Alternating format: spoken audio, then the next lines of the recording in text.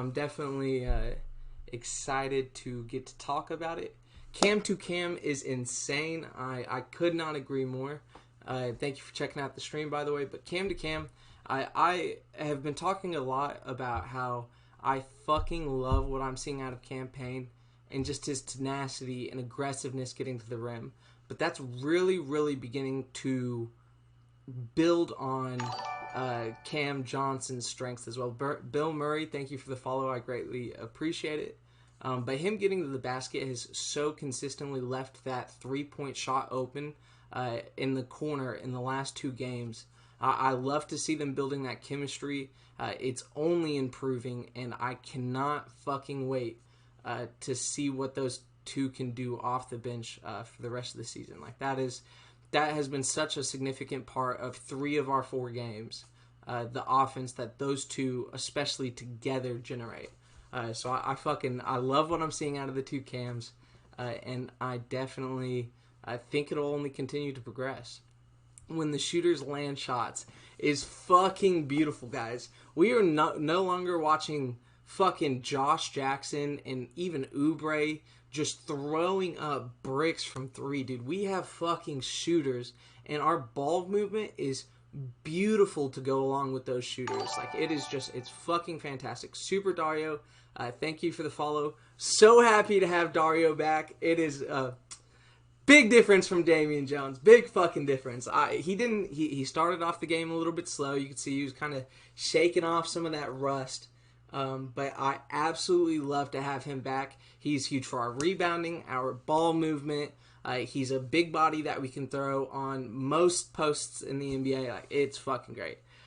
Bledsoe, I don't want to be here. Fuck that guy. I bet he's begging to be back here at this point. I was actually a huge Bledsoe fan back in the day. But fuck him. Just fuck him. I think today was a great display of what Ayton can do on offense. Great ball screens and rim running and offensive boards. He was going up strong. I wouldn't necessarily call the game elite. I made that in my post-game comment last game. But what I would say is he was absolutely elite on both ends of the floor within 5 feet of the basket. Today he was elite at finishing, going up strong, ball movement out of the post, and then on defense, the contesting was fantastic. I think Mikhail was obviously the star on defense for the night, but the most important defensive stretch that we had in that game was when Adams came out of the game for the Pelicans and they moved Zion to center. And at that point, I think Zion had 13 or 14 points, and I think he scored once on Ayton in a 6 to 8 minute stretch. Ayton did a fantastic job on Zion. And that was a significant, I think that was a big part of that. I think it was 32-6 run that we went on. So it was great. Yeah, the 13 and 12 and 26 minutes. I mentioned this in my post game analysis, or my post game comment, my takeaways.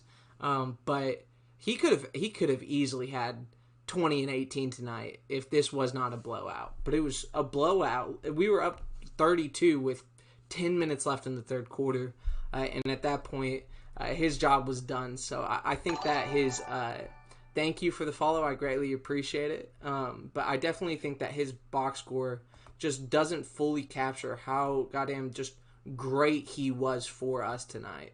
I think that he really, really showed up on both ends of the floor. And like I said, I really like what I'm seeing out of him. Obviously, I want him to be the 20 and 12 guy for us. That so many of our sons are looking for. But, damn, dude, I'm loving it. And I was going to mention this before everybody hopped on, but, dude, we are so fucking good, or we played so fucking well tonight, at the very least, that TNT cut away from our game. I can't even fucking imagine that. We had such a boring game because we were so dominant that they switched the broadcast to a game that ended up being a 10-point differential. It's fucking, guys, we're fucking good. I can't fully believe it. I can't wrap my mind around it. We look amazing on defense. We look incredible on our offense. Our offense being led by CP3 is just, the ball movement it's sexy, man. It's fucking, everybody is moving off ball. Nobody's just standing on the perimeter except when people are moving to the corner threes, and when CP3 is just finding with ease, man. Our offense and our ball movement, I think I said this in a comment on the game thread, but it's given me shades of 2014 Spurs. And, like, obviously we're not that level of a team. Do not misinterpret me. We're not that tier of team. But the ball movement that I've seen out of the last 2 or 3 games is just, it's fucking beautiful. When Ayton learns how to effectively roll to the hoop, he will be dominant. I think he can improve, but we've already seen an improvement this year as a roll man. Even though he's not necessarily getting the feeds and getting the points off the rolls that we're wanting to see, we've seen dozens of times so far in the last 3 or 4, pretty much all 4 games, where he's rolling, and the gravity he creates with his roll is allowing CP3 to have wide open mid range. We didn't run the CP3 Ayton pick and roll nearly as much today, but we have seen it be already quite effective. And I definitely think we just need to allow time for that CP3 to Ayton connection to progress from just one gets an open shot to that actual full, they're in sync on Ayton's roll or when he's supposed to pop. There's a few times that he rolls when he probably should pop, but I digress there. They really called Damian Jones 2-time champion Damian Jones. These network guys will sell anything that sounds nice. Yes, that obviously is Damian Jones is not good, and our bench is beautiful without. Thank you for the follow. It means a lot to me. I appreciate that. But our offense without Damian Jones on the floor is, it's great, and we really haven't been missing any kind of significant step with Sarge on defense. And even Kaminsky did an all right job on post defense yesterday. Granted, it was against Hassan Whiteside, so it's not like he was Hassan's Hassan. Needs to make himself more available on post-ups after quick ball movement too. I agree with that. There were a couple times where Paul moved the ball quickly and Ayton was just standing in the low post, not posting up or looking for the ball. He did a really good job tonight sealing in the low post, especially if there's a rotation on the backside, which allows him to pick up one of the wing players. I think even once J.J. Redick switched onto him, every single time I saw a little man on him, he was sealing the post. He was there ready, looking for it. I think we missed him a handful of times, but I definitely would like to see him do that more, especially in the third quarter once Jackson Hayes started getting some minutes. That is Javon Carter's mom shit posting the Pelicans. I fucking love to see it, man. We didn't even really need much out of Javon tonight. He played some good defense, but Javon definitely was surprisingly not even necessary for how many bench points did we score? 44, 46. It's looking like 47 bench points, guys. That's fucking nuts. 47 bench points. I just have this fucking mental image. Thank you for the follow, Zach, son. I appreciate it a lot. But I have this mental image just burned in my brain of mid second quarter, mid to late third quarter of Tyler Ulis and Isaiah Cannon and Josh Jackson and Dragon Bender and fucking a washed Tyson Chandler after he stopped starting for us. That is what I picture when I think of the Suns bench. And we might have one of the 3 or 4 best benches. If you look at our 4th best player through our 10th best player, I think every single one of those players is at least above average for that roster position. So saying our 7th man is better than the league average 7th man. Every single one of those positions are. And so it's been fucking beautiful to see. The ball movement does not remotely stop the moment CP3 steps off the floor. It kind of winds down a little bit. Dan Saul Knight, I appreciate the follow. But you would think when CP3 stepped off the floor that the ball movement would slow down, that the off-ball cutting would stop, especially with Campaign running the point. But it really doesn't slow down at all. Obviously, Campaign can't make the passes that Chris Paul can, but he's getting he's so effectively getting to the rim in this entire season that it's creating fantastic ball movement from the beginning of the possession, and that has allowed the 3-point shooters of Cam Johnson and Galloway to just to shoot away, and it's fucking beautiful to watch. New Pelicans was a lock. Yeah, you did. Somebody definitely said that in my comments last game, and I said be careful. I don't know how to feel about the Zion matchup. and I was completely wrong. We fucking smacked them. Thank you for the follow, DXF. I greatly, greatly appreciate it. I definitely love the sport tonight. It means a lot to me. I'm definitely taking some real time to do all of this. So we'll go player by player, and then I'll kind of look through some Reddit notes. And then at the end of all of this, I can go through my notes that I took throughout the game.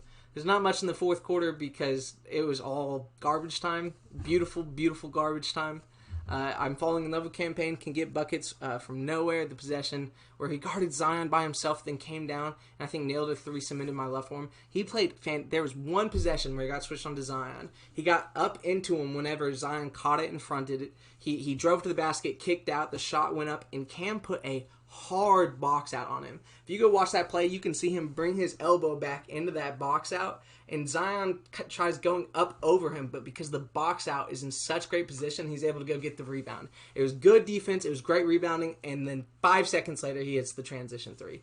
Cam is really fucking showing out for us. I fucking love to see it. He is a totally different player than he was for OKC or Chicago. The confidence is there, the control on the drives is there. He's fast as fuck, which helps so much on defense. Like, I'm absolutely...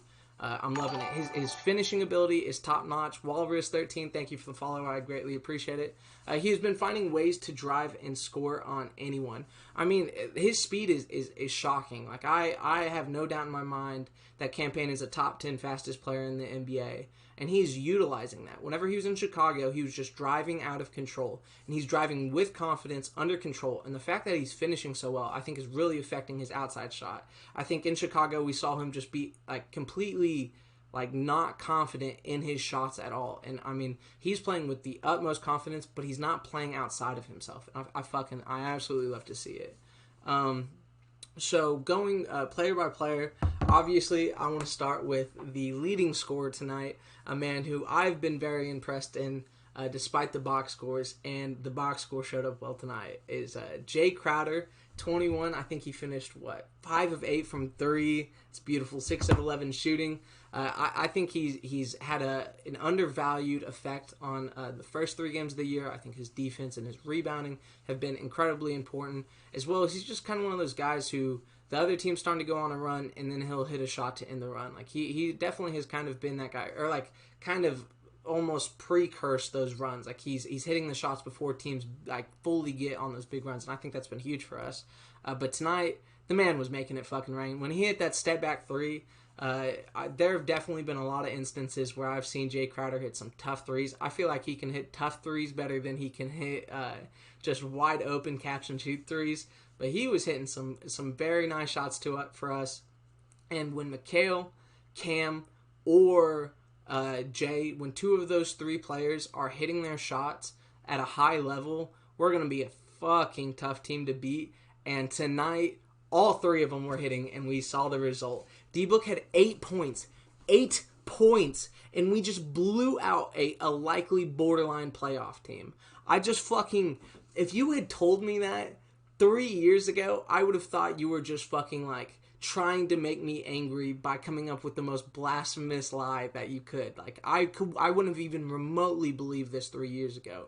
Our team is looking fucking legitimate. Mikal has obviously taken a significant step forward on offense. I like the progression that we've seen out of Cam. It started in the bubble, and it is continuing into this season. Our bench is deadly. Our defense looks elite. Ayton is doing absolutely everything we need him to do, except maybe he should score a little bit more. I definitely want to see more shots and more aggressiveness on the offensive end from Ayton. But literally every other thing that we could possibly ask of Ayton, he's done in every game this year. Well, except for stay out of foul trouble in those first 2 games.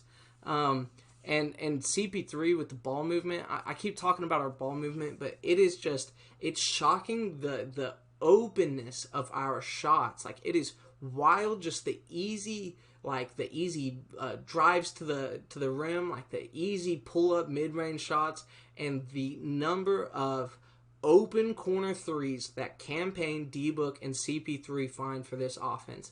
It's just fucking wild. Like, I fucking love to see it. But back to the players. Like I said, Jay shot great tonight. There were some really good box outs that he had early on that were super important early on in the first. But it was over by the time that by the time everything cooled off. And he had 15 points at half. He did absolutely everything we asked of him and more tonight. This was his true introduction to us Suns fans. I definitely think we're going to love him going forward. Chris Paul tonight, 9, 2, and 9 in 23 minutes. That's fucking wild. He took 4 field goal attempts all game long. He does not have to shoot to be the second best offensive player on the team at any given moment. He could literally leave a game 2 points, and I'd still say there's like a 20 to 30% chance that he was a top 3 player offensively for us. What he does for our offense is crazy. And I talk about the ball movement. I talk about everybody moving off ball considerably more this year than any other previous year. But with CP3, like, I mentioned this before in previous games, but it's crazy not only how fucking great of a passer he is, but his ability to create open looks with his passes. He's not passing to a guy that is open more times than not, but he's passing a guy open. And, like, that is the separation between him and an elite passer like Rubio. They're both elite. But what Rubio was great at was finding the open guy. Sometimes he'd create, especially on the pick and rolls with Ayton. But CP3 is just pure creation with his passing at this point. All other 4 guys are a absolute threat on the floor. Every single moment, the ball is in Chris Paul's hands. And like that is just doing fucking wonders for us. He played 23 minutes tonight, and he had a plus 19 plus minus. D-Book tonight, 8, 6, and 3, 3 of 9, 2 of 7. Not a great shooting night. He had the 2 turnovers. I was going to say 3 turnovers, but he had 2 turnovers, which are better than the first 4 games. He's actually currently leading the NBA in turnovers, but that was almost entirely the first 2 games. He had 8 turnovers and then 7, I believe, in the first 2 games, and those were just rusty, sloppy, dribbling dribbling turnovers, so traveling violations and double dribbles and that kind of stuff. We saw that cut back tonight, but we also didn't see D-Book as a primary ball handler near as much. Obviously, he still probably had the ball the second most amount just in terms of dribbles, but we definitely saw him kind of take a back seat tonight, and we've seen him do that in the past in an attempt to get his teammates going. And tonight, I mean, the team got fucking going, and he really never had to step up as a shot creator for us tonight. And I just cannot believe that our offense can look that fucking beautiful when it's not D-Book getting the shots. I can't believe it. I fucking love to see it. And one of these games, it's going to allow D-Book to just go for 50 with ease. With fucking ease. I guarantee you it. Book it now. Like, he will be going for 50 this year just because he's getting open looks. There's so much spacing on the floor. And I mean, it doesn't have to come from 50 from him creating. Like, he will get good looks from the ball movement that is stimulated by the rest of the team. And obviously he helps with that as well. Let's see. Preach. Thank you. It seemed like almost every possession in the third, we took a 3 in the final 5 seconds of the shot clock. That's one of the things that I really like about our offensive sets is we're getting 3s, and although we do take the occasional early in the shot clock 3, most of them are not. We're not running that 5 seconds or less offense. We are running a set, move the ball as much as we fucking can. Your 3 might be open, but somebody else's 3 is going to be more open if we continue to move the ball quickly. Don't let it stick. Don't pound the ball. Just pass it and move it, and it's working beautifully for us. I mean, we just shot above, I don't know if we finished above 40% from 3 because I didn't really watch too much at the end of the game. We shot exactly 40% from 3. 2 straight games shooting 40% above from 3. And we have great shooters on this team. This is a very good shooting team now. But I think a lot of that stems from just the fucking elite ball movement that we are seeing out of the Suns. From Monty. Monty deserves all of the credit in the world, as well as CP3, obviously. But Monty has really put a game plan around our talent on this team to fully optimize them, not only on offense, but on defense. With that early rotation, allowing Ayton to really step up as the perimeter driving shot contester. Like, we're rotating early, we're allowing the penetration, and Ayton stepping up early into that penetration to shot contest. That's working beautifully for us. It has allowed our perimeter defense to be fucking elite. Tonight, the Pelicans made 3 threes. They made 3 threes in a NBA game in 2020. That's just fucking... That's nuts. It's fantastic defense, and it's not for a lack of trying. They shot 24. And, I mean, they didn't miss a handful of open threes. That's what you get with Lonzo Ball. But they weren't, like, there were a significant amount of our three-point contests that were there, that were ready, that had a hand in the face of the shooter. And it is really just, it's beautiful to watch. This is not only our best defense that I've seen in years and years, but it might be the best. It very early through the first 4 games, those are probably 4 of the 10 best defensive games that I have seen from the Suns in the last 6-7 years. Like, our defense is looking absolutely fantastic, and I will be shocked if we do not finish top 5 in defensive net rating. And I will not be surprised if we finish top 3, as long as our big men stay healthy. Our defensive net rating drops significantly when Damian Jones is on the floor, and that's apparent if you're watching the game. I'm so glad I get to laugh at Chris Paul's antics now instead of raging. Dude, I love the guy already. He really is just the absolute embodiment of a competitor. Like, somebody who knows how to win. He's not worried about his points. He's not worried about the box score. He is worried about how much we're down at a given moment.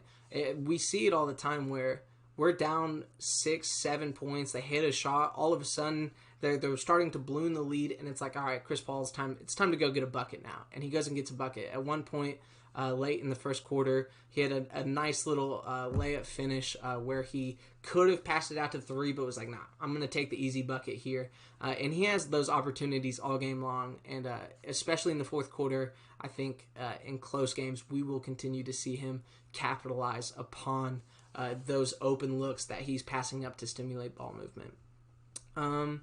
Let's see. After that, Mikal played great tonight. I am so impressed with him.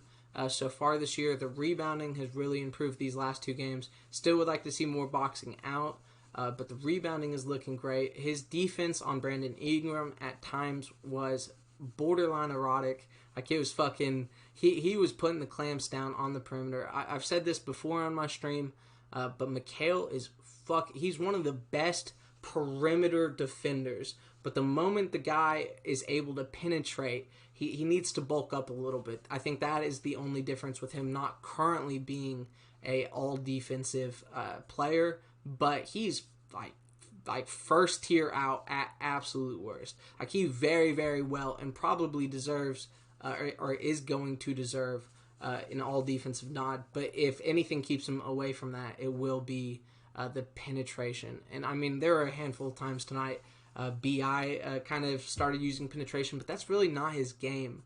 He loves those little pull-ups, and Mikal is he's fucking elite at defending that stuff. I love what I'm seeing out of him. He gets into the passing lanes with such ease, such consistency. I mean, he is the staple of our defensive efficiency. Like, it's huge for us.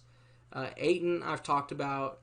Okay, let's move on to the bench then. I was obviously incredibly impressed with our bench. Not only did they play great defense tonight, but they outscored the Pelicans bench by what? We had 47, and it looks like they had in the 20s. And that's including garbage time where they closed the deficit. Cam Payne and Cam Johnson, the connection is fucking beautiful. I love what I'm seeing out of Cam Payne. He's attacking early in the shot clock, which is doing so much for our backup offense. And I can't wait to see what he's able to do throughout the course of a season. I think he will have a monster game sometime this season. And I think he will consistently be a solid first off the bench guard for us. I'm shocked that I'm saying that. I expected him to be the second, third, maybe even fourth guard off the bench, considering each one more. But I have absolutely no doubts in him being the first guard off the bench now. Like, I'm not even remotely gun shy on that. 5 of 9 threes, 6 from 3. The shot is looking fantastic. The defense is looking great. Drew another offensive foul. It's fucking beautiful to see. Cam Johnson, 18 points, 6 of 13, 4 of 10 from 3. I love to see him getting 10 3-point shots a night. The quick trigger continues. But the thing that really stuck out the most for me with Cam Johnson was about a 3 or 4 minute stretch. I want to say it was to end the third and to start the fourth, maybe. And just attacking Zion. Zion was on him, and what I thought would happen was he would settle for threes, just start pulling up from deep, and not attack the basket. I saw at least 5 possessions where Zion was guarding Cam Johnson in the second half, and on 2 or 3 of them, he drove straight into Zion's body. Not going around, not trying to beat him with like some fancy dribbling moves that Cam Johnson does not have, but rather putting the shoulder into him and driving to the basket. That takes confidence, that takes at least a decent amount of strength, and I just love to see him not settling where he doesn't need to. And then amongst those 5 possessions, he also hit a 3 over Zion, in Zion's eye, which, like, I know right now TNT's probably talking about Zion. I bet they've mentioned Zion's name no less than 15 times already tonight. And I just, like, Zion was probably their best player tonight, don't get me wrong, but, like, we did a great job defensively on him, especially for what we had. And Cam Johnson was giving him the buckets there for a little minute. And I guarantee you they don't say his name even a tenth of as much as Zion's. But, you know, that's the way it goes. Zion's the huge prospect. I understand. Javon, 0 of 5, 0 for 3. He's an extremely streaky shooter. And to start off the season, he's kind of been cold, but I definitely have faith in him to get hot. I mean, we saw this last year as well, where he would go on 5-game stretches where he would shoot 10, 15% from 3, and then he'd go on 5-game stretches where he's shooting 50% from 3. So he's an incredibly streaky shooter, and that worries me at least a little bit in close games. I mean, he might win us some close games because of his streakiness, but I definitely think there's potential there for him to lose us some games as well. But tonight, we did not need his offense even a fucking little bit.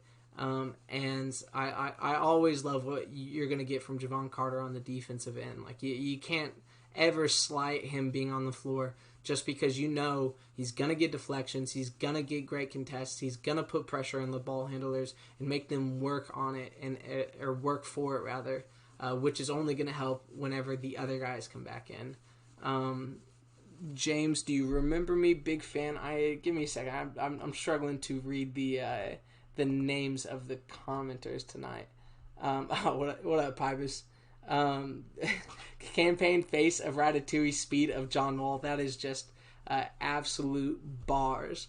He's going to get 18 to 20 a year. Jay was bumping around Zion. Jay did a fantastic job of not letting Zion just out-physical him. I mean, when you have a guy that's probably 280 and has a 40-inch vertical, he's obviously a freak athlete. And we've seen in games already this year where he's putting a body on his defender, and the defender stops being nearly as aggressive.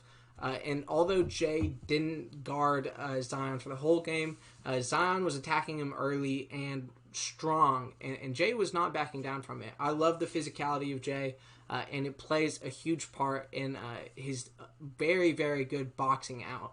Even if his rebounding numbers aren't significant, I guarantee you if you're specifically watching Jay Crowder box out, it helps our rebounding so much.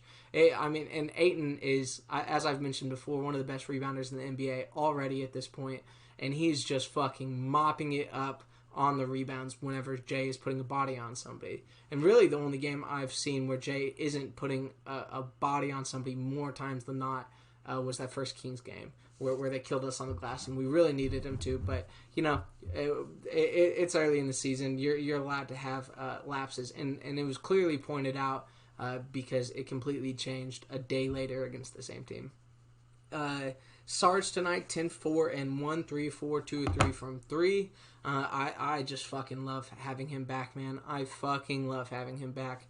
Like I said early in the first quarter, whenever he first checked in, He started off a little bit slow, just kind of shaking off the rust. But once he got it going, Cam Johnson is very clearly cemented himself as a guy who could start on at least a handful of NBA teams. So it's tough not to say that he is our sixth man. I mean, he's putting up at least 15 points a game, probably 17 points a game so far this year.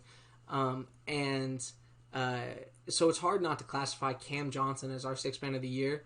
But I do think that Saric is the sixth most important, at least until Cam continues to have this kind of output. If Cam plays like this all year, then Cam's obviously the sixth man. But Saric just really, really adds a lot for our team. I think one of our weaknesses is power forward and small forward rebounding. That's how the Kings killed us in the first game. And Saric isn't going to get bullied on the glass. Like, he's just not. And so that'll be significant. He is a big man who can move the ball beautifully. He doesn't even remotely hurt our ball movement, and he actually contributes to it, which we saw tonight, which is just an absolute strength of our offense. So he fits right in. He's a big body, and I mean, he can get a bucket. So like I'm the difference between him and Damian Jones is fucking night and day. And Kaminsky had a great game last.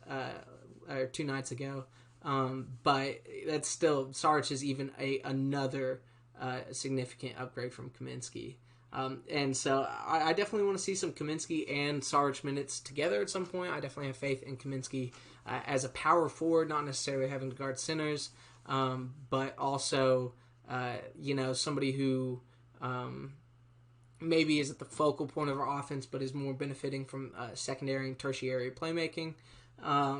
He did great in that role next to Aaron Baines last year, and I think he'll look good next to Saric. But I'm absolutely loving what I'm seeing out of our bench this year. It was looking very, very good outside of one game, and with Saric back, it's fucking elite. Like, it's one of the best benches in the entire NBA. It's shocking to see. I made this comment to my friend group during this game. But I do legitimately believe that we have 8 or 9 players on the Suns roster this year that probably would have been the third best player on the Suns 3 years ago. Before Ayton, before Mikal, when it was just D-Book and TJ Warren. I legitimately do believe that we have about 8 or 9 guys who would be the third best player on that team. It's a fucking deep team. It's real NBA players who have a real impact on the game. And it's just so beautiful not wanting to turn the TV off for 5-minute periods when D-Book comes out of the game. I'm almost excited when other guys come in. Obviously, D-Book's my favorite player, so I most prefer him on the floor without a doubt. But I still love watching that second unit play. It's just high quality basketball, and it's high quality basketball through and through. Whether it's the starting lineup, the mixed lineups, or the full backup unit. Guys, it's fucking beautiful. As a Suns fan, this game tonight to me was the game where I don't want us to have crazy expectations after one game, but we're fucking legit. Like what we saw tonight, it's going to be tough to tell me that we're not a playoff team. I won't fucking believe you after tonight. So it's fucking beautiful. Should Ayton start shooting 1 to 2 threes a game to expand the range and creating more space? I actually made that comment last game that I definitely would like to see at least 1 Ayton 3 a night. However, it's not the biggest point of emphasis for me right now. It's one of those things where you want him shooting enough where they're not going to be standing 6-7 feet back from him like they were his rookie year. But we're really not using him nearly as much as that Igor fucking so stupid, the flare, catch it at the top of the perimeter at the 3-point line and face away from the basket despite the fact that the defender is standing 5 or 6 feet back by the free throw line or under. Like, we're not seeing that kind of offense. And so really Ayton's the 3-point shooting is going to be most beneficial off the pick and pop. So I do think I want to see Ayton continue to develop that pick and pop with CP3, especially with the gravity that we've seen out of Ayton. I think that could really open up driving lanes for CP3. But I mean, like, it's hard to complain with what we're seeing so far. It's one of those things that is not necessarily a necessity, but something I would like to see throughout the season. Because I mean, his shot looks decent. It looks very nice. He's had a really nice mid-range stroke, and both of the 2 3-pointers that he took last game, even if he only made one, they look like he's got a nice form, especially for a big man. Playoff, is it too early to say we're the best team in the NBA? Too early, but you're not wrong.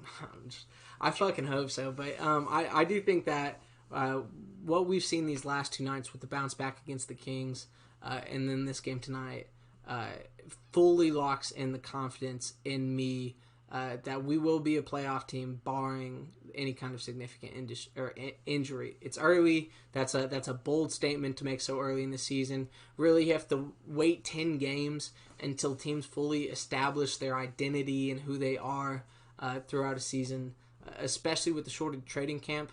But like, this is a new team, and they're looking this good already. Like, come the fuck on. That's so awesome. Like, that's fucking... as a Suns fan, after watching 250 to 300 games, bare minimum, over the last 5 years, seeing this now, we fucking deserve this, man. We fucking deserve this. It's fucking beautiful. He needs to work on his hands, too. He bobbles passes too often. It's definitely... one of those things where I think it kind of gets talked about a little bit too much. We have that PTSD of Alex Lynn Stonehands, but I think he's got fantastic body control, but he does fumble passes. He's been fumbling passes so far this season a lot, but he gathers it well more times than not. And we really didn't see this the last 2 years. We saw instances of it, but it wasn't a consistent game-by-game thing. So I want to say wait until we really get into the flow of things before we are like, oh, Ayton can't catch a pass anymore. In the same vein where I don't want us overreacting to D-Book's unforced turnovers that we've seen early on this year. It's early, that's a rust thing. And I do think that although Ayton might not have wide receiver hands or might not have the best hands out of a big in the NBA, I think he has very, very solid coordination, and I think he'll at least rebound some of that pass catching. I'm not the best part. I'm sorry, we haven't been this good since Steve Nash left. We've not, and this is a real fucking team, y'all. Like, it's not a fucking Elfrid Payton having 2 good games and we win them both. It's not a fucking 8-game win streak after having 10 games halfway through the season 2 years ago. This is real fucking obvious team basketball. Our offense is looking dominant and our defense is looking dominant. Those are things that even if they regress, we will still be a very good team. Even if we're just shooting well and it's opening things up, even on nights where we're not shooting it well, our offense is still going to be at minimum NBA level, which we have not seen in the past few years. So I fucking love the outlook for this team, and I am all for it. The crisp distribution, the unselfishness. We've seen it so much. This team is playing together, and I think a lot of that really starts with D-Book. I mean, D-Book has every right to be wanting to get 25, 30 a game, and if he was really, really trying for it, he could. But we're seeing a lot of unselfishness out of him, a lot of trying to get the team going. I mean, we saw this in the second Kings game, where at one point he had like a wide open, like 7-8 foot floater and ended up passing it down to Jay Crowder for a wide open layup. And it's just unselfishness. It's getting the team going. And that's fucking winning basketball. And when Booker is playing unselfish like this, his defensive intensity has skyrocketed. And I'm not going to say he's a good defender now, but he's not a guy to target anymore. I mean, I've always thought that Booker's defensive woes were almost entirely because of effort, because he was having to carry literally the entire offensive load, whereas now he's not having to, and we're definitely seeing that defensive intensity kind of tick up a bunch. He had some great contests on Brandon Ingram at one point. He did a solid job on not allowing Josh Hart to create it all. We really did see some good defense out of Booker tonight. And I don't want to go around saying he's anything above average, but he's not a turnstile on defense, or he hasn't been so far this year, and he definitely was not tonight by any stretch of the imagination. I mean, we're going on huge defensive runs while he's on the floor, while he's guarding a guy like J.J. Redick who can heat up at any moment. So I really like what I'm seeing out of Booker early on in the year, especially when we're not necessarily needing him to score 30 a night, which is just fucking nuts.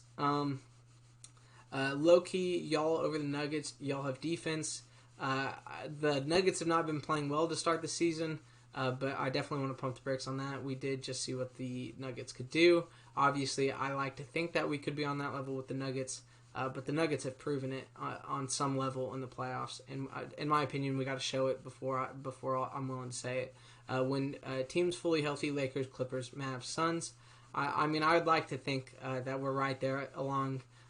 And so, like, in a perfect world, absolutely. And what we saw tonight, abso-fucking-lutely. But it's to be seen whether this is going to be an in and out or a night in and out occurrence. Like I said, as long as two of Jay, McHale, and Cam are going off, then we've got a fantastic shot at winning that game. And tonight, all three went off. And we're going to be fucking nearly impossible to beat when all three of those guys are getting their shots to fall. D-Book had not a bad night tonight. I mean, it wasn't like he was horrible. He just wasn't, like, his scoring wasn't necessary tonight. And we smacked somebody. So imagine those three going and D-Book's getting his own. Like, we're going to be a fucking good fucking luck is all I'm saying. 40 plus from the bench, arguably the deepest bench in the league. I agree. Very, very arguably the deepest bench. I don't know if best bench, because there are definitely some teams that have the top-heavy benches, like the Lakers, but we have a fucking deep bench. I mean, like I said, I legitimately believe there's at least 8, probably 9, maybe 10 players on this Suns roster that would be the third best player on the 2017-2018 Suns team. I'd like to see more. I'm not convinced he'll be an average defender, though. I think he'll stay below average, but less below. I mean, that's understandable. I mean, he's been a bad defender for most of his career so far. But we're seeing a lot from him. And, I mean, by all accounts, he has all of the tools that are necessary to be a good defender. He's strong. He's got a big body, which is what allows him to body smaller guards in the post like we see so frequently. I mean, he's got a fucking quick as fuck first step.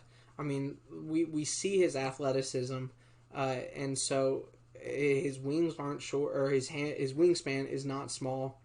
Like, there's no reason that he couldn't be at least an average defender, and I do think we are seeing average defender level defense out of him.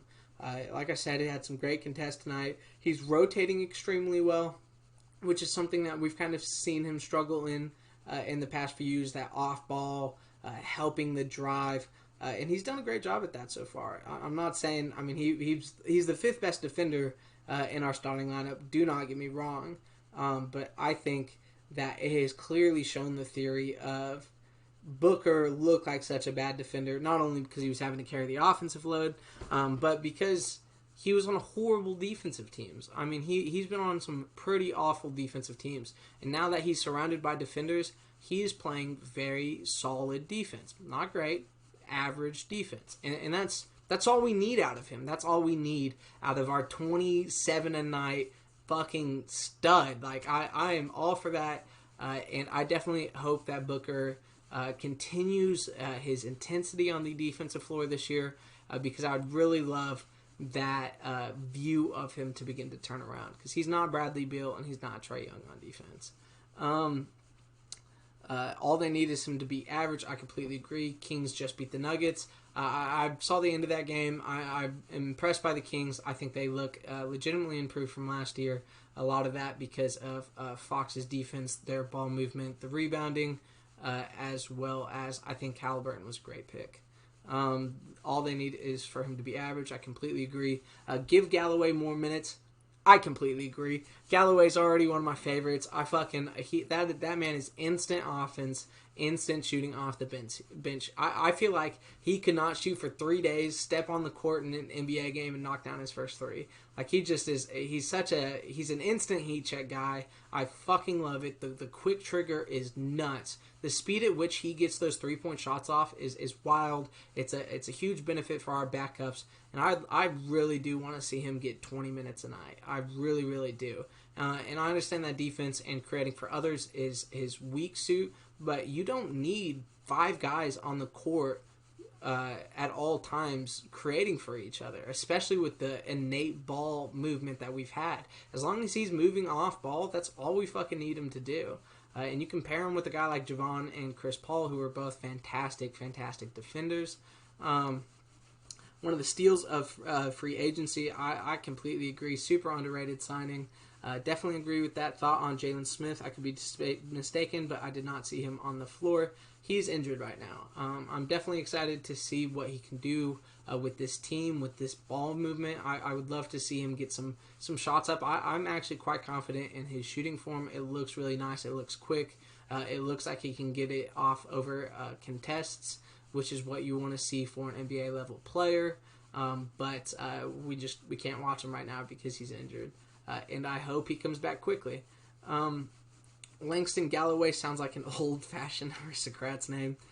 You're not wrong about that. Jalen Smith is not needed in our rotation. Jalen Smith seems very raw. I think he doesn't have great mobility right now. But whenever you pair him with a guy that has great mobility, like an Ayton, I do want to see some Jalen Smith and Ayton lineups at some points, especially against a good rebounding team like the Kings that run 2 bigs. Like a Bagley and a Holmes, or a Bagley and a Hassan. There will be other teams that do that, and I'm all in on seeing a Jalen Smith and DeAndre Ayton line up together. His lack of mobility is not great next to say like a Sarge, but I do think that we can make those lineups work, and I think he pairs really well with a guy like Cam Johnson. Especially if the opponent backups are not going a big front court. He's definitely very raw, like I said, lack of mobility, but he's an athlete. When he has time to load up, he can get up there.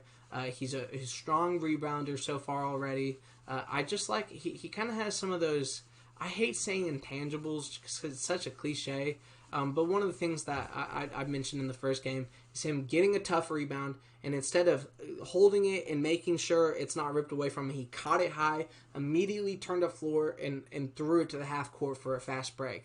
Like, the outlet passing I saw from him is great. The rotations are a little bit slow, but he's starting to get it. Like, for a rookie center, that's not something you can expect out of him. And the jump shot looks great. I mean, we saw in college where people were legitimately contesting his jump shot, and he was still hitting them at a great rate. So I think that he could be a guy for us who rebounds, plays post defense, can rim protect, and shoot threes, all at least decently. And that's an NBA player. That's a dude who deserves at least 10 to 15 minutes a game. And that's all we need out of him this year. Defense doesn't score points. That's how I was able to be on the court in high school, LMAO. The ball family is inconsistent. I don't want to just shit on him too much, but I think Lonzo, let me preface this by I think Lonzo is a legitimate starter level NBA player, and I do think some people do underrate him. But I think the vast majority of NBA fans and NBA Twitter overrate him. I don't think he'll ever be a star. His finishing ability is atrocious, which affects not only his confidence driving to the rim, but his awful free throw line affects his tenacity attacking, especially even on pull-ups. So it's mainly just set shots and like step backs. And I'm not a big Lonzo guy. Sad to watch. Definitely need a proper backup center or power forward. Saric is that proper power forward.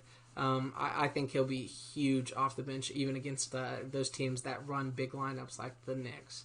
But I definitely think that Jalen Smith will be important, and we need him to be at least decent if we want to be legitimate long distance teams. Aiden Smith would be a tough selling space wise. I really don't think it would. I think that we've already seen Jalen Smith's ability to space the floor, even if it's not from the 3-point line. That 20-footer, 18-footer, especially from the baseline, was looking really nice in the Mavs game. I do feel confident, especially if you're using Jalen Smith as an off-ball pick and Ayton as an on-ball pick. Ayton moves well, so they're not necessarily going to be clogging up the lane together. Jalen Smith's a front-facing player. When he catches it, unless if he's 8 feet and closer, he's facing up. And so there are enough differences in the game. And it's not a great spacing lineup, don't get me wrong. It's not something I want to see more than 4 or 5 minutes a game at absolute most.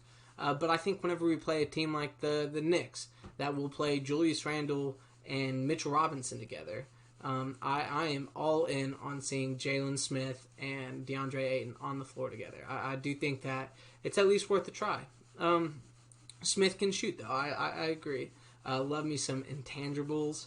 It's definitely a word that's overused. But it's a decent descriptor as well without having to go into the necessary specifics of what they're doing. And so many times with the outlet passing that I mentioned with Smith, you kind of have to specifically mention the context. So sometimes just saying intangibles is the easier route. But it's just such an overused word that I do like to at least kind of explain what I'm meaning whenever I mention intangibles. They used to run Smith off screens as a big in college. He got the strap. Fucking exactly. I did not watch many Maryland games live, but I've watched probably 45 to 50 minutes of Jalen Smith highlights and films. Not just highlights, but down or lowlights as well. And I think that I don't have faith in him to be a high ceiling kind of player. But I do think he is a relatively high floor player. He's going to have to improve to get some real minutes, especially in his mobility. But again, he's got a nice shooting stroke. He can shoot it over the contested shot. He's a very good rebounder because in rebounding you have time to load up to go get it. And when he has time to load up, he's a slow jumper, but he's a good jumper. He's got long arms. He's got a strong upper body. I need to see his legs get a little bit bigger. He gets moved in the post a little bit because of it. But rebounding, shot contest at the rim, and spacing the floor, if you have those 3 things out of a 6'10", 6'11" guy, that's all you fucking need to get real NBA minutes. And I mean, we're a deep team, so his limits are likely, or his minutes are likely to be limited. But I have faith in him as a solid role player. Not much more. But as a solid role player, I definitely do think he could contribute to our team and will be a solid backup for Ayton, especially as he increases that mobility, strengthens the legs, and then just works on the basic rookie center stuff, like the rotating to the help early, making sure to drop the back hip whenever it's kicked to the opposite corner, to not just so consistently be sealed off in the post. Just the simple stuff like that.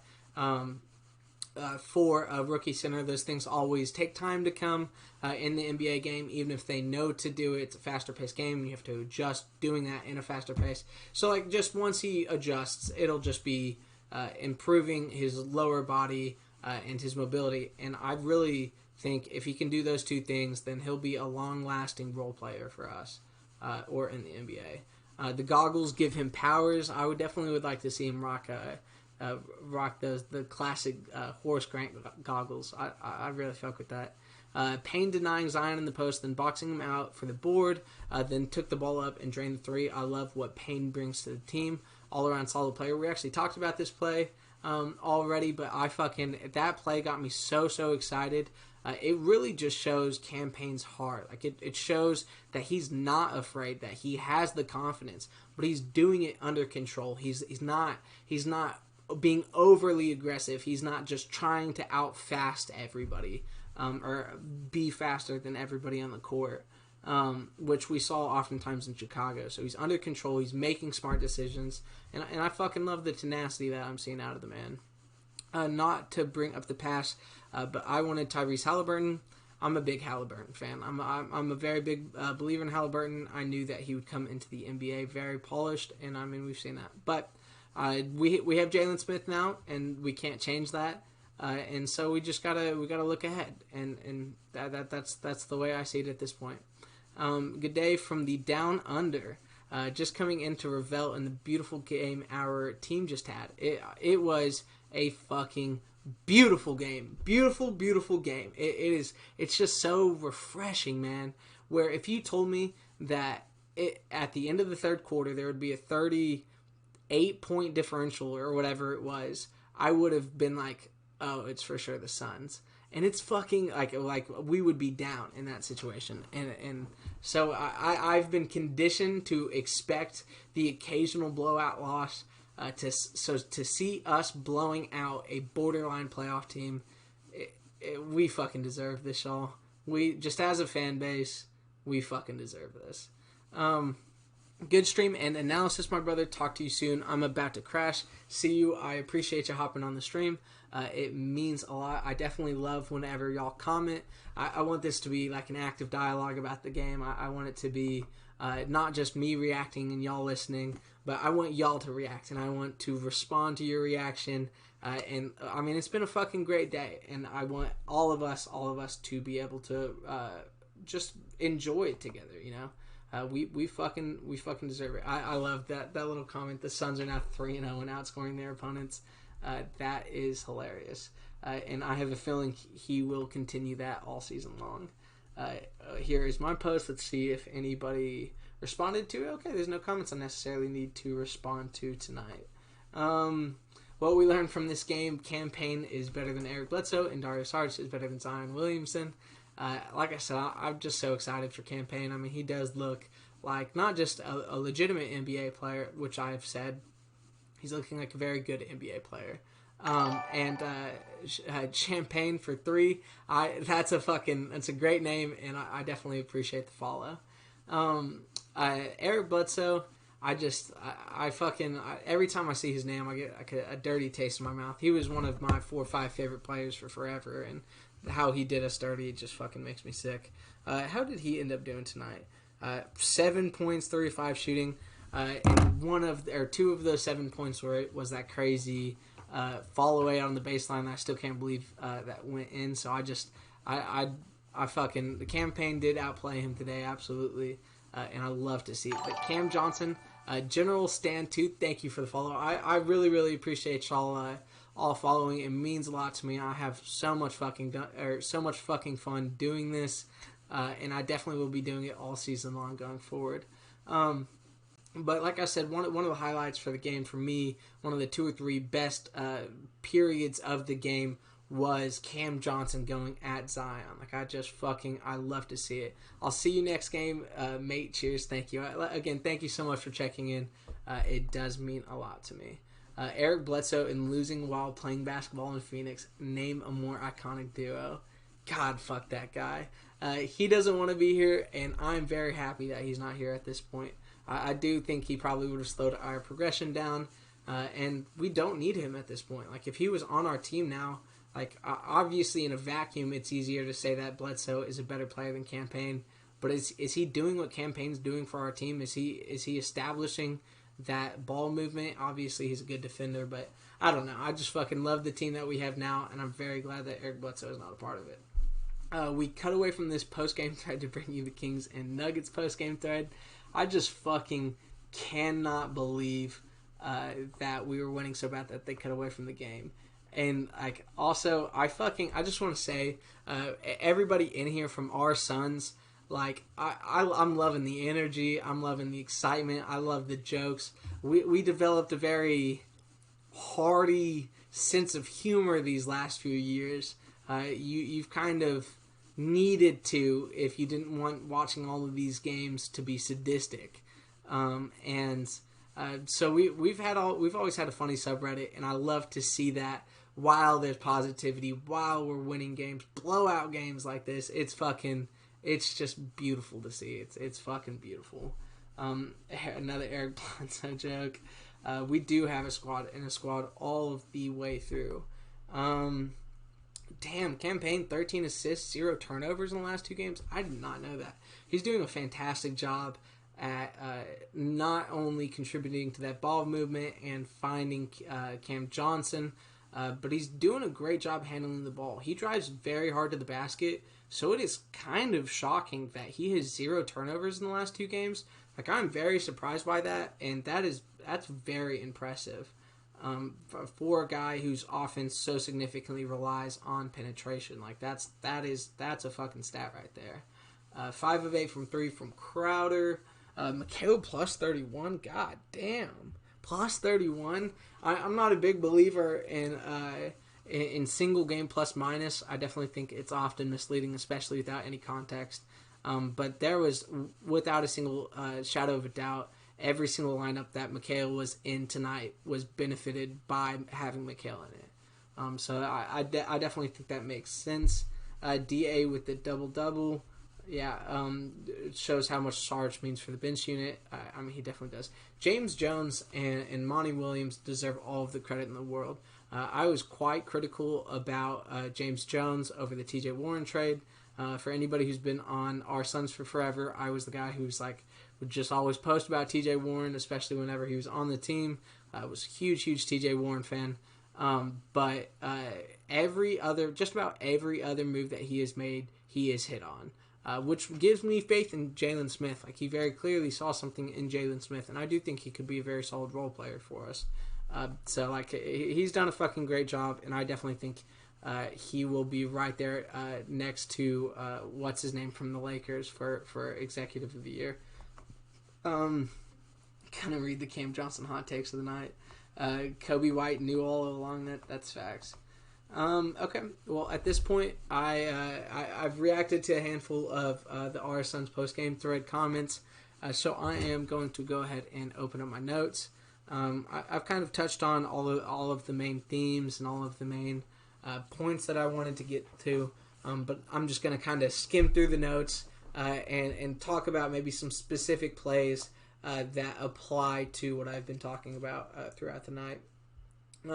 So one thing that I really was frustrated to see, and I know our game chat was extremely frustrated to see, was, I think it might have been the very first possession, where there's the Ayton pick and roll.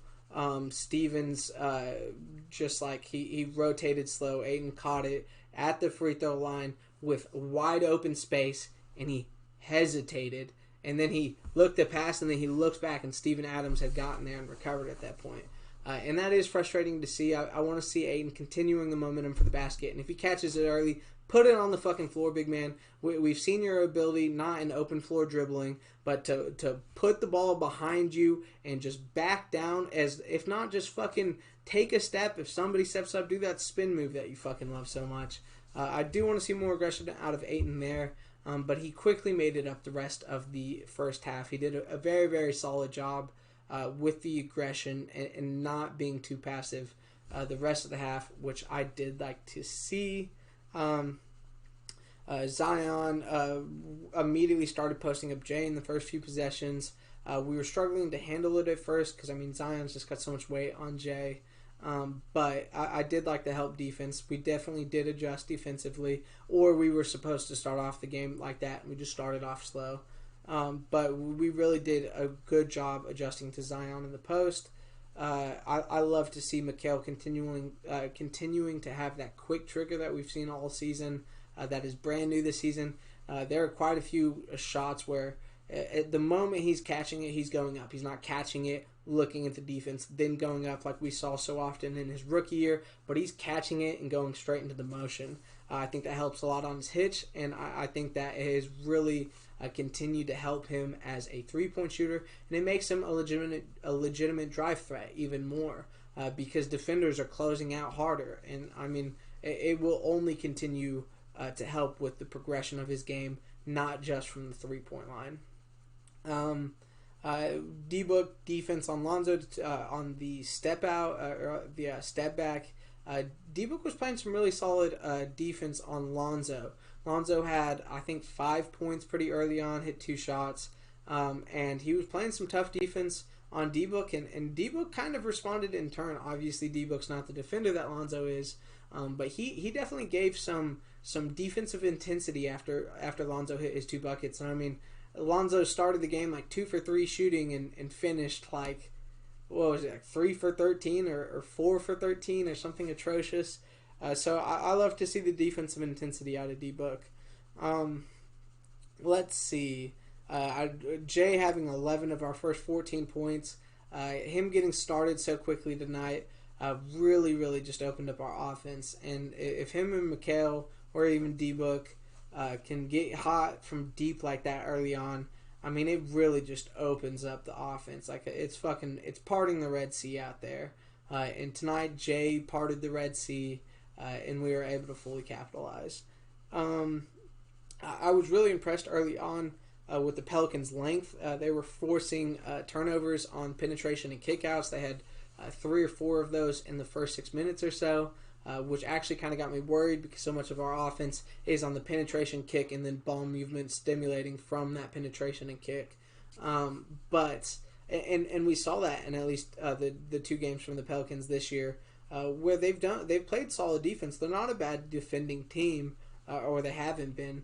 And there were glimpses early on that looked like they were going to be really, really solid on defense and really force some turnovers. And I don't know if it was just an adjustment to focus more on the off-ball movement and stimulate the ball being moved around from the passing rather than the penetration, except for Campaign. Campaign continued the penetration. But we adjusted well, and I love to see that going forward. I'm sorry. I'm a few comments behind. For my first Suns jersey, I had a choice between Bledsoe's and Booker's and picked up the former, which still hurts me to this day, especially with that tweet. Makes me feel super smug now. I picked up a Booker jersey his rookie year as well, and I mean at that time Bledsoe was one of my favorite players, so I'm so glad that I did not go with the Bledsoe jersey. I would have fucking been sick to my stomach after that tweet if I had. Replace Campaign with Mike James. I cannot believe that 2 years ago or 3 years ago, I don't even remember. It's been a fucking blur with how much bad basketball we've seen the last few years. But watching Mike James to watching Campaign now, and when Mike James was playing like shit, Campaign was also playing like shit. So to replace him with Campaign and for Campaign to be playing at a fantastic backup level, it's really just beautiful to see. I thought James Jones was just a yes man who Sarver can pay peanuts, but man, what a job he's done so far. I was intrigued by the hiring at first just because I know he's got a lot of NBA connections and he's a well-respected person within the league. But it turned out to be a fantastic hire. And I mean, one of the things that we continue to hear, I mean, fuck Sarver, don't get me wrong, but is that Sarver's kind of taken a back seat and he's allowing his front office to make the decisions necessary. And I think we're really beginning to see the impact of that. And it's fucking beautiful. And the best thing Sarver has done is not being involved, or being less involved. What's our biggest weakness? That's a good question. That's a really, really good question. What is our biggest weakness? I would say teams with a really big front court can definitely affect us. Rebounding is definitely our biggest weakness. We rely almost entirely on Ayton to generate rebounds.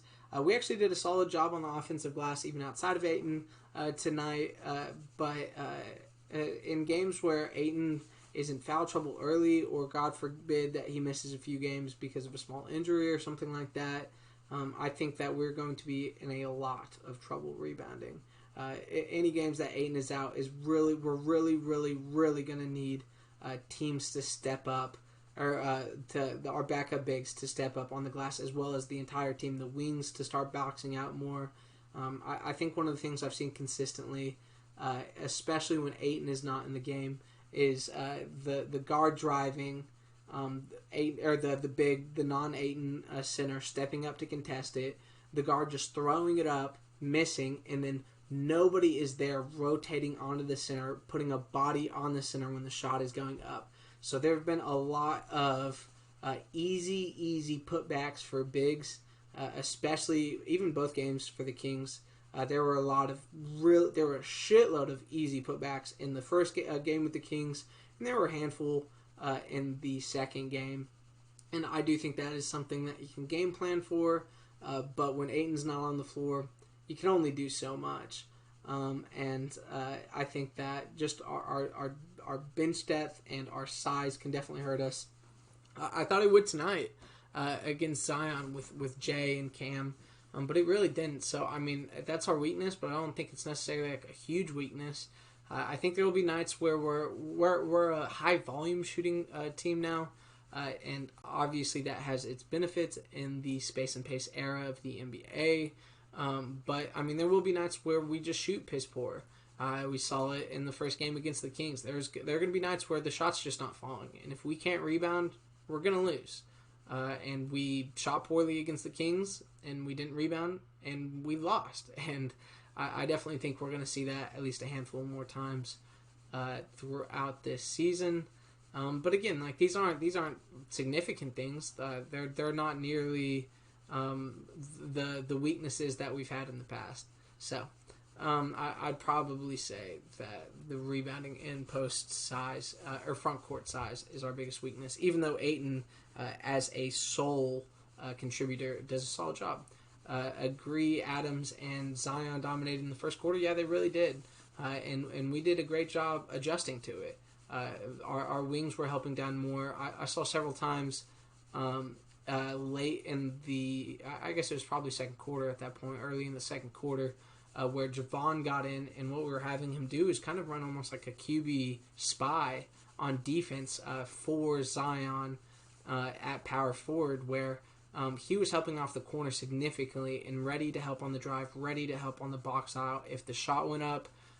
We did a little bit with Mikal, but I mean, we adjusted to it, and there are ways to adjust to it, but obviously doing that opens up three-point shooting, especially on a team who moves the ball better than the Pelicans do. That's one thing that they didn't do well tonight, was move the ball. And so against teams that have really great ball movement, I do think that could potentially hurt us.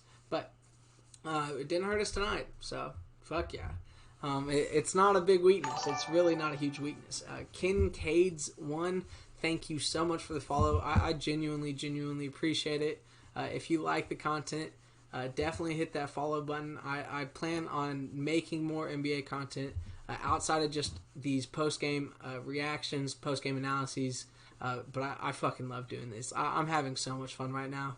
And I absolutely appreciate y'all for checking it out and participating, talking, asking me questions, giving your feedback on the game. That is, I love this shit. I really do. I was really impressed. There was one point where Crowder had an offensive rebound late in the first quarter that I decided to highlight because I think the offensive rebounding is incredibly important. But it wasn't just him going up and being the first to the ball, but rather he boxed out Zion on an offensive rebound. Like, he got there first, established position, boxed him out, and was able to get the rebound. He kicked it out, and I think we missed a three.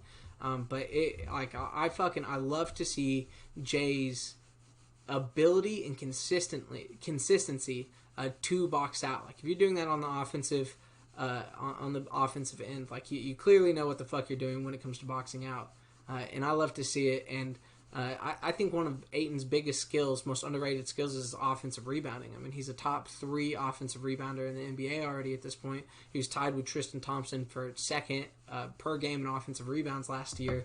Obviously, he didn't make the qualifying for the leaderboards or whatever. But he averaged 3.9 offensive rebounds, and I think Tristan Thompson was like 3.96, 3.98. So he's fucking right there amongst the best offensive rebounders, and that's extra possessions. And I mentioned this in the game thread, but our offensive efficiency off of those offensive rebounds has been elite. Like I think we've probably gotten through 4 games maybe 12 to 15 offensive rebounds, and I think we've missed 2 or 3 shots off those offensive rebounds. Like, we really have had fantastic we've had a fantastic ability to capitalize upon those offensive rebounds. So I think those offensive rebounds are incredibly important. And we had some great offensive rebounding tonight. We had 8 offensive rebounds very early on. I don't know what we finished with. 12 offensive rebounds tonight. That's a shitload, man. That's a shitload of team offensive rebounds. And that is a significantly underrated part of the game. I mean, it's as important as a steal or a block. You're creating new offensive possessions for your team that you wouldn't otherwise have. I love seeing Sarge back. Sarge, Johnson, and Payne were all the first off the bench. I really, really like that lineup of the D-Book, McHale, and then those three guys. They looked fantastic on defense tonight, especially when Steven Adams was out of the game. I have a lot of faith in that kind of transition, not transition as in running the floor, but transition as in not our first group, but not our full second group yet either. Like that transition period into the second unit. I really like those lineups, and I've liked those lineups all season long, so I have a lot of faith in it. Galloway coming in with 2 minutes left in the first quarter, which was quite shocking. It was actually the earliest I believe he's gotten into a Suns game this year, which I fucking love to see. Like I said, I like Galloway a lot. That quick trigger and the ability to knock down the three straight off the bench it's significant. It's incredibly significant. It's an incredibly underrated skill, and it's a skill that I love that we have coming off the bench. Talked about how Sarge started off a little bit rusty, missed a shot, 2 turnovers. It's all right, though. Like I said, first quarter, and we recovered well. He ended up playing well tonight. And it was his first game. He didn't get to play preseason, so I get it. He was rusty to start it off. Talked about the campaign, switch on design, forces the pass, then boxes out for the rebound, then knocks the 3 down in transition. Definitely one of the 2 or 3 best plays of the game, if not the best sequence of the game. Let's see. I love the 8-and-1 finish over Zion. Zion's obviously a freak athlete who has a shitload of weight on him. But I love to see the fact that Ayton wasn't afraid to go up and shoot over him. I mean, when he gets those smaller defenders, I don't care if it's P.J. Tucker, I don't care if it's Draymond Green, I don't care if it's Zion Williamson. I want to see him just go up and over those guys. We've seen he has an incredible ability to do that. We saw it whenever we played the Rockets last year. I do think that he is somebody who can fully capitalize on teams going small. And we need to punish teams going small when we have him on the floor. And I think he did a solid job. And, I mean, obviously, having Zion at center is not the smallest in terms of just the body. But I do think that I liked what I saw from Ayton whenever Zion was center on the floor. Let's see here. I really like the aggressiveness in the early second quarter of Crowder and McHale attacking the basket. Did fantastic. It did wonders for the ball movement. The backup lineup for the Pelicans could not handle the motion and the speed while they were on defense. That stimulated from those two, not only attacking when they had the ball, but also their consistent off-ball movement and cuts that we continue to see out of those two. And we see it a bit from Cam as well. But those two especially just generate so much on their own. Maybe it's not his game, but would have loved to see Ayton more physical in the paint. I agree, and I mean we saw moments of it this game of him just going up strong over the defense.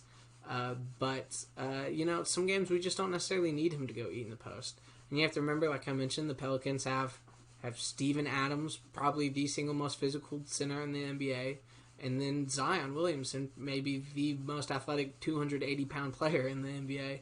So I understand that necessarily wasn't our game plan. And, I mean, we saw it be a game plan against the Kings, but they were obviously doubling them, so they were prepared for it. But I think that there will be games where we see Ayton just go to work in the post. And I just don't think that the Pelicans were necessarily a team to do that against. I think he played great. I think that if we weren't blowing them out, he would have finished with 22 and 16 or something like that.